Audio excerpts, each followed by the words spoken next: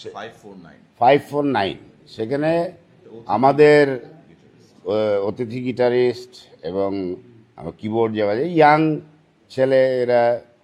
তো এখন নিয়ম কিন্তু একটা হোটেলে সবসময় তাদের যে ক্লিনিংটা করা, আর ইয়াং ছেলের ওরা হয়তো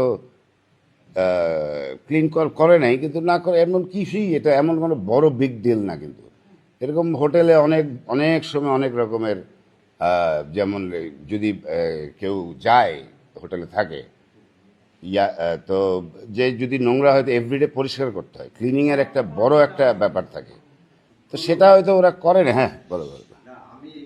ইয়াং মিউজিশিয়ান, দেখো ইয়াং মিউজিশিয়ান সে আসছে আমেরিকা থেকে, আসছে অতিথি গিটারিস্ট হিসেবে বাজাচ্ছে, এটা এমন কিছু না। এটা তার রুমের অনেকেই অনেক রকম এলোমেলো রাখে রুম।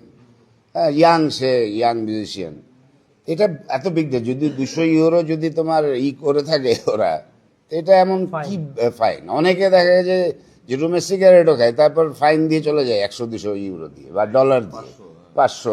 এক একটা দেশে এক এক রকম, এমন কিছুই না। কিন্তু যেটা এখন